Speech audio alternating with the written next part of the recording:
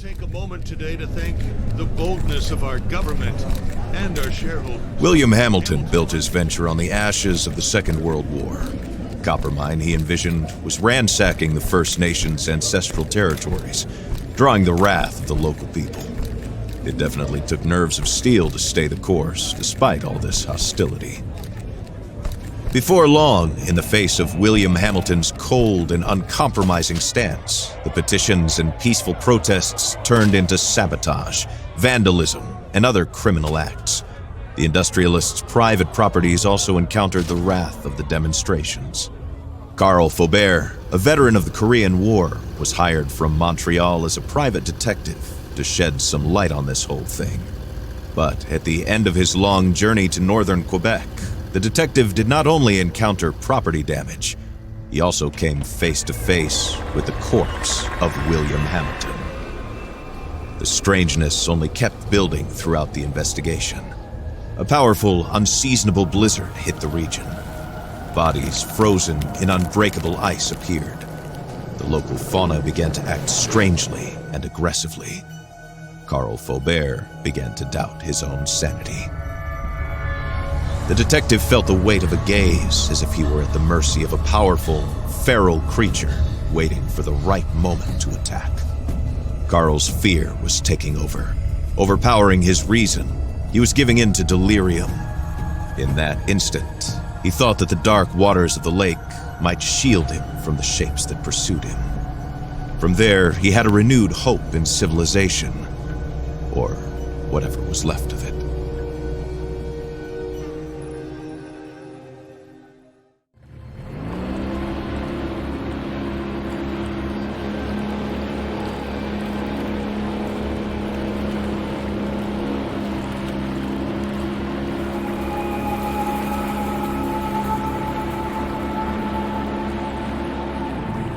Carl knew that on one of these shores stood William Hamilton's lavish mansion, and there the detective had hopes of finding a way out of the area.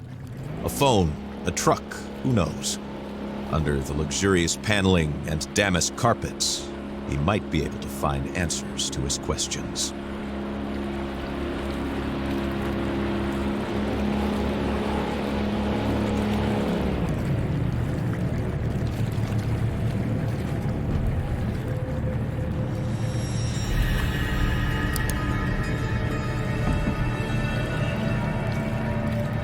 The detective wondered about the floating debris. Had it drifted out from the shore, or had it been abandoned there in the middle of nowhere?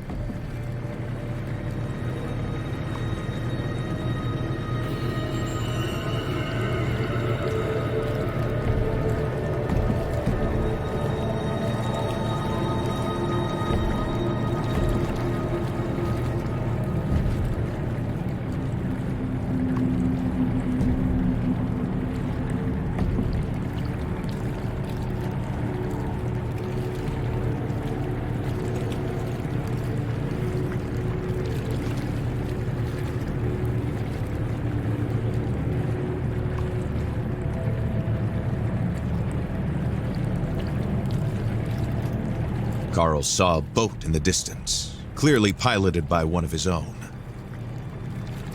Had he finally made it to civilization? His hopes were immediately drowned out by the sound of gunshots. Time to flee again, and fast.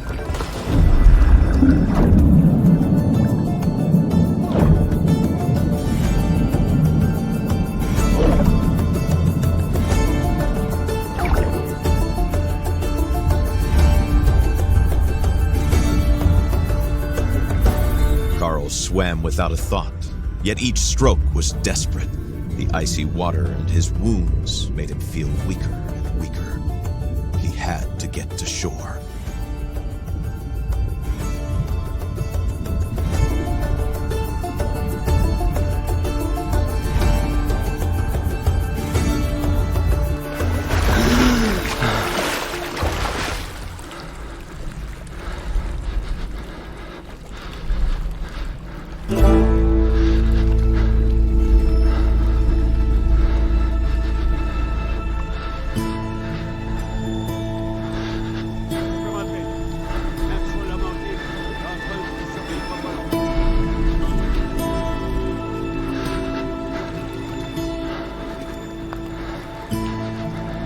bleeding and the hypothermia were tearing at Carl's poor body. When he finally saw a light in the distance, he was filled with a faint sense of hope. Could it be a refuge?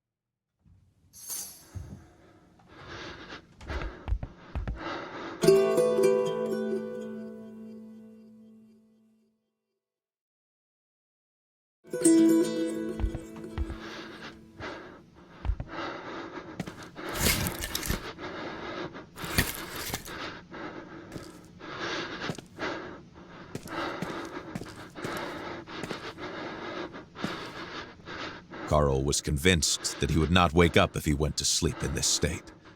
It was probably best to make a fire and take a look at his wounds.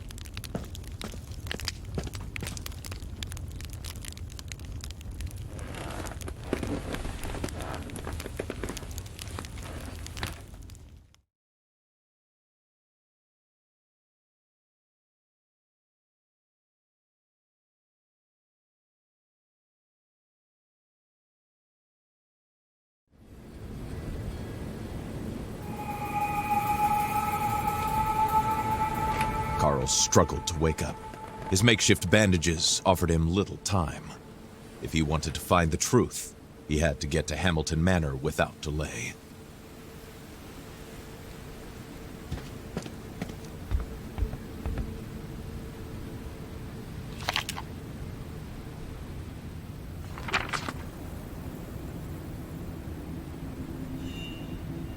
The journal was the rock to hold on to in a rushing waterfall of memories, a tool Carl was happy to have back.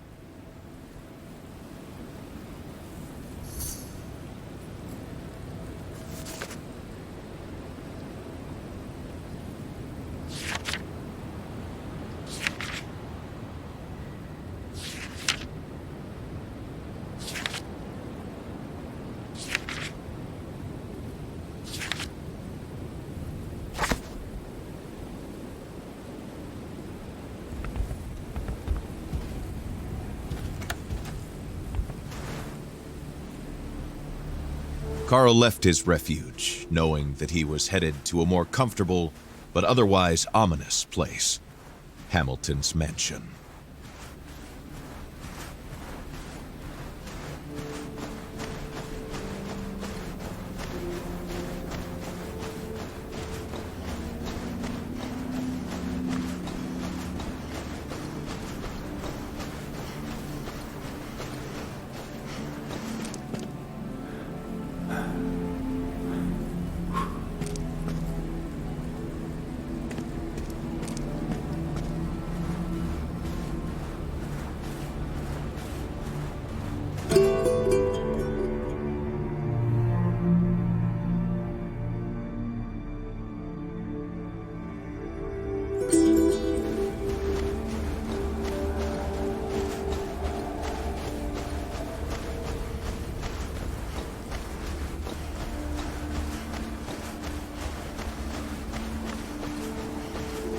Out of all of the animals in Quebec's fauna, the wolf was perhaps Carl Faunert's favorite.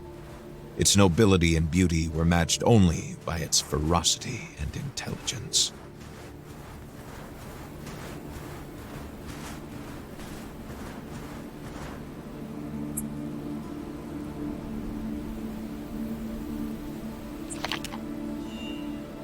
There was something the detective found charming about the mechanism of the instant cameras.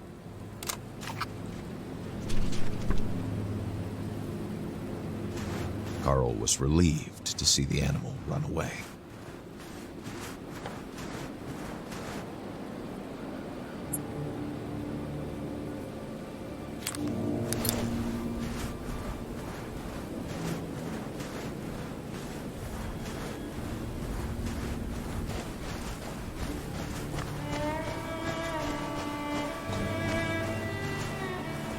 These stones came from a long time past, from a local people who had an organic relationship with these lands. Carl felt somewhat reassured by the construction.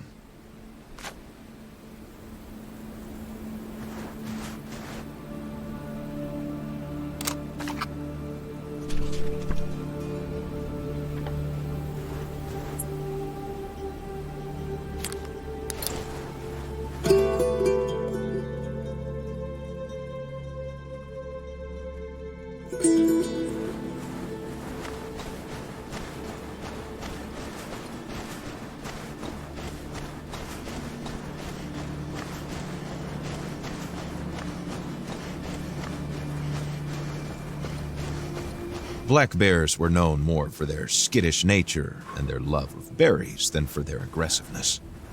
Still, it was important to be careful.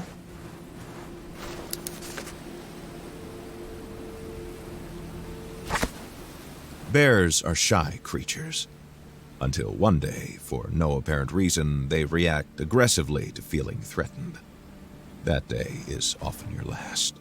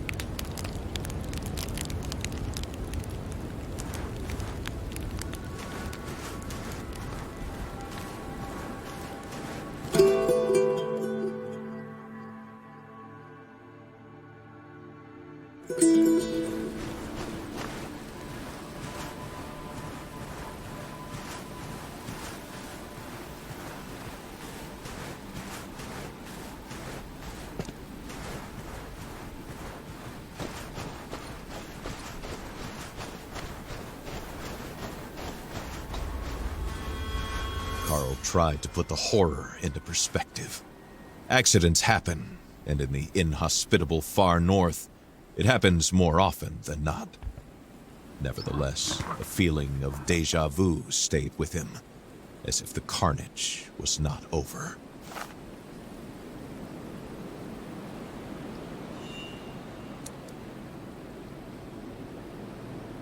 This kind of lead-lined bag had only one purpose: to contain the radioactivity of an object.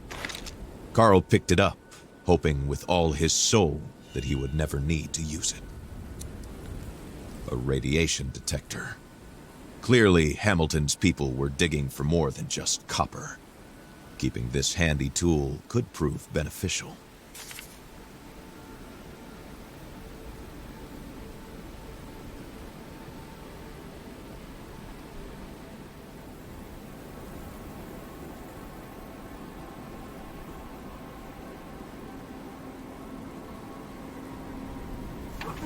What were these mysterious fragments? And why was there a warning about the Brume? This letter raised more questions than it answered for the detective.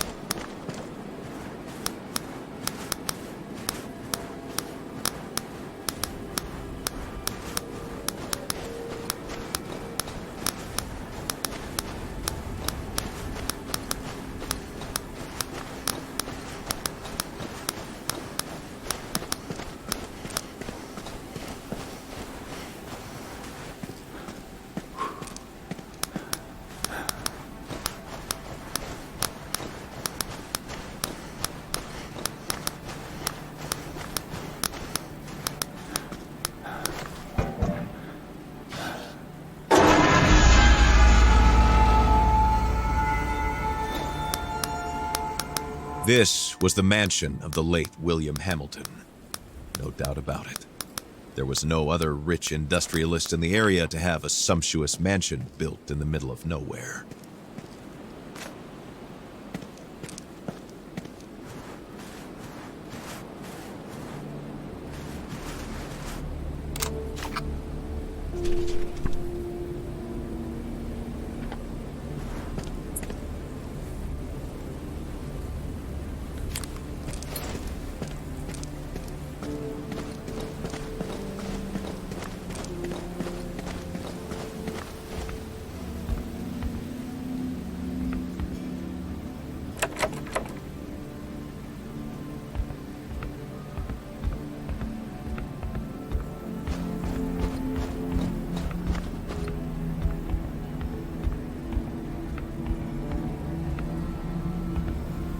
This letter, found in the cabin, mentioned a gazebo.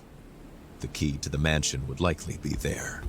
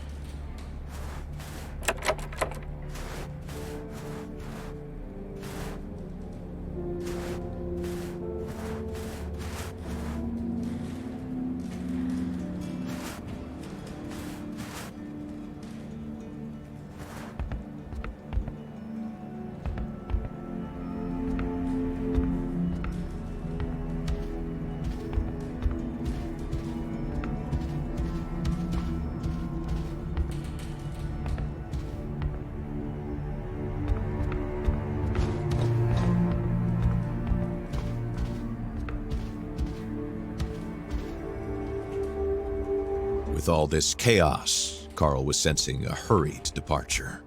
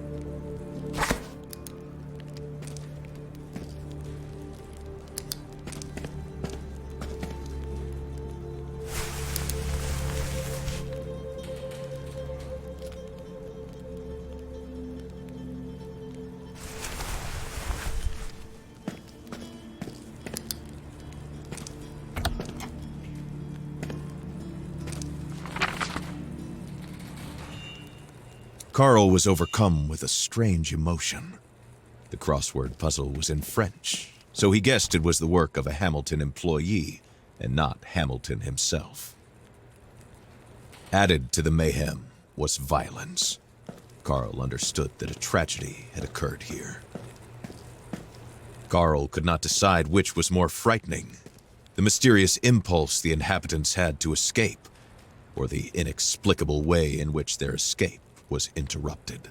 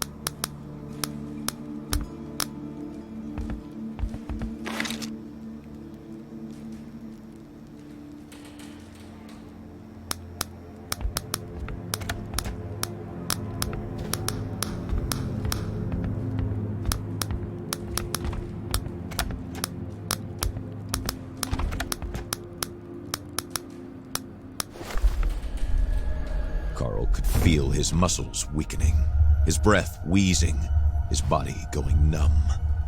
What was happening to him?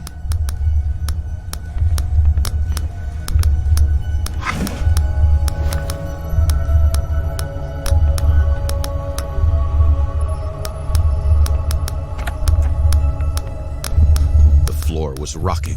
The walls seemed to be running from Carl's hands as he tried to steady himself. Something was not right. Carl's thoughts were twisting in his head, making him dizzy.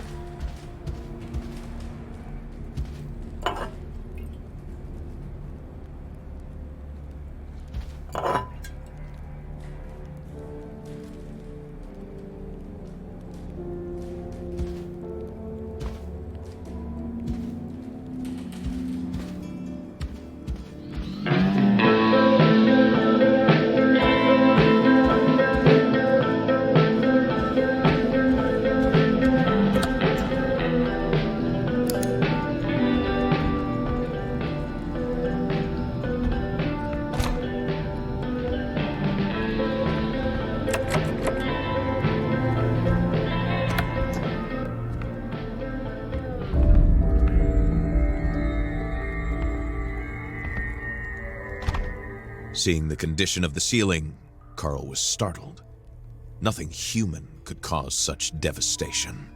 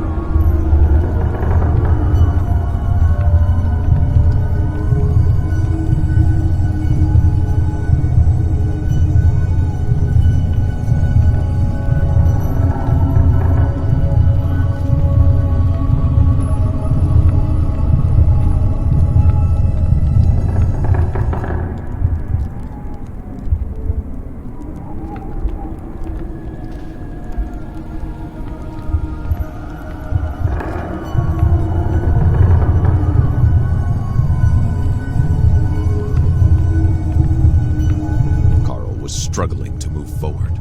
His feet could hardly find their way in front of him. He doesn't know which way he came from or the way he's going. Everything seems to be going in a circle, a spiral carrying him. He doesn't know.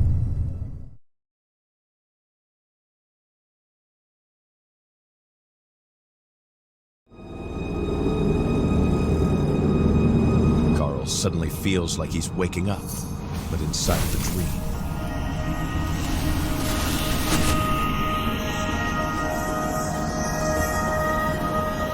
The cold hits him suddenly, like a bucket of freezing water. Had he completely lost it? Or was he supposed to accept the manor's strange architecture, suddenly leading him to the middle of nowhere?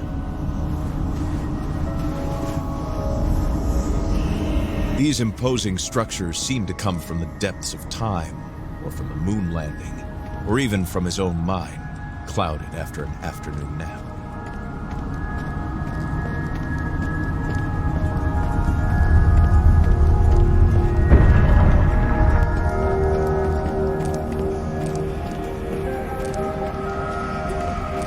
The detective had no idea how it worked, but the stones seemed to slide on the rails smoothly as soon as the totem pole was rotated.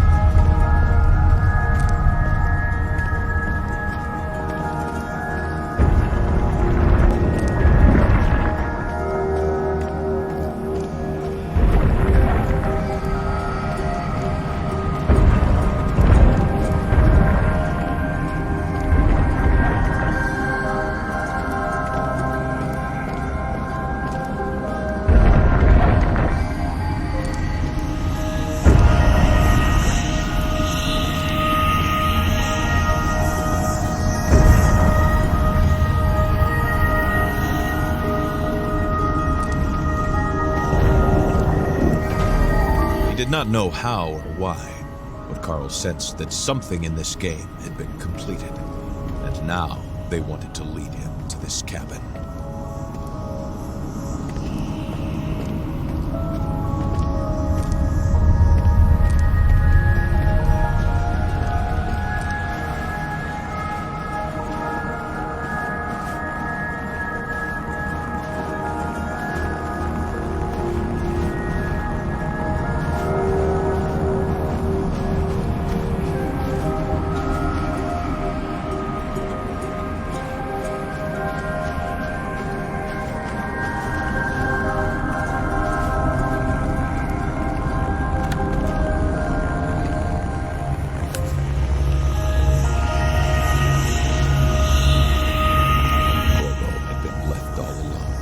Abandoned to his fate. There was no longer anyone to rescue him from the torrent of hatred that swept away his heart.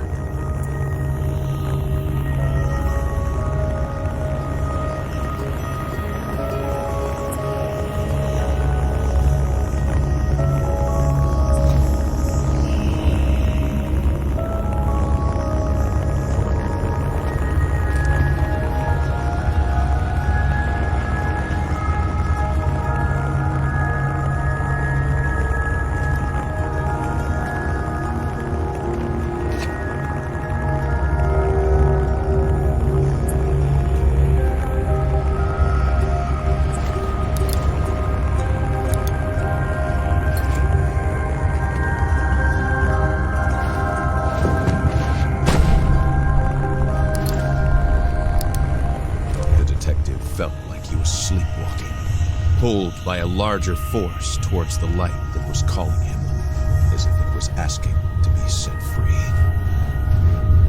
The stone that resonated in the room must have been one of the fragments HMC had been seeking. If he isolated it, Carl hoped he might come to his senses. The pulse of the stone invaded Carl's mind, and he felt a strange, dark presence take shape near him.